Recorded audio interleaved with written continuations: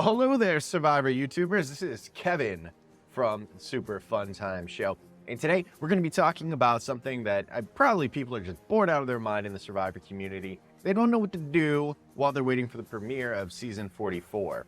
So they decided to come up with a conspiracy theory related to the Survivor 44 logo.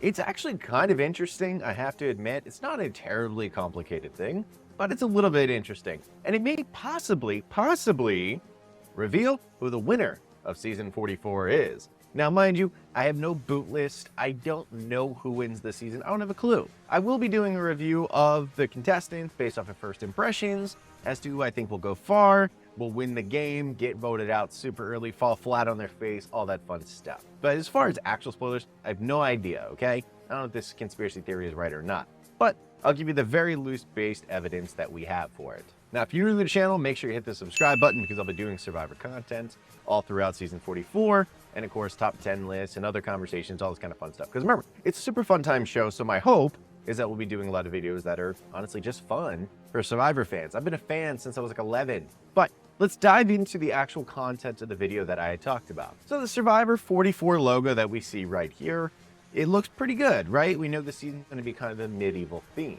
We notice these people down below. These people are, shadowy figures that I'm sure they just inserted at random. But are they? I noticed that one of them is very suspiciously looking a lot like a member of the cast. But before we get into that, we have to go back in time. Yes, we have to get back into our DeLorean, and we have to check out the Survivor 43 season logo. We're going to look at their shadowy figures. Now, I'm sure these don't look very interesting to you, but look at this one in particular. There's an outline that is kind of familiar. And who do we think that possibly belongs to out of the Survivor 43 cast? It's Gabler! That right there is this picture of Gabler with his bucket hat on. It's a coincidence that this is the only figure that can be recognized from the 43 logo. And he happens to be the man that won the game in the end. Is it possible that Survivor is hiding in plain sight, just like the Gabler, the winner of Survivor 44 in their logo? Now, first I want to say before we reveal who probably is the person in the 44 logo, they've done this before, right? If you look at the Heroes versus Villains logo and you have the two lineups facing each other, those are the heroes and that is the villains. Like you can distinguish, there's Colby with his hat in the background. You can distinguish Boston Rob, Coach, Tyson. Like you can see that that's actually the real cast they use their silhouettes for. Which, by the way, they did Russell dirty. Russell Hantz is the size of like Bobby Hill from King of the Hill. Like they intentionally did him dirty in that logo, but that's beside the point. So I'm not saying that it's guaranteed that the person from season 44 that's in the silhouette that I can identify as the winner, but it is interesting nonetheless. So if you look at this, who do you think that most looks like from the Survivor 44 cast? We'll take 3 seconds. 1, 2, 3.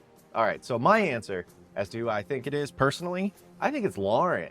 You look at her right here, yeah, it's a little bit different from her actual publicity photo that we have shaped up, but no one on the cast has hair like Lauren. Lauren's hair here is extremely unique. There's a lot of height to that hair, a lot of poofiness to that hair, and really she's the only one that can be at the forefront right here. Now the other silhouettes could be other people, but they're not easily distinguishable.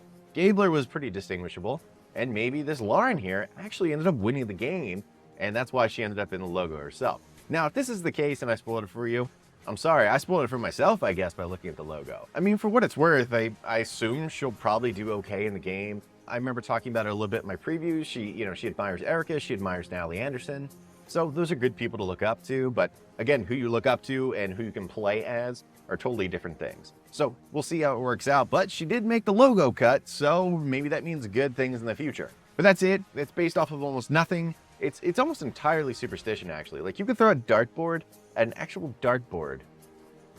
No, a dart at a dartboard. And you would have a better chance of predicting the winner of Survivor 44 than using the logo thing. Maybe. Or maybe it's actually real, and we don't know it yet.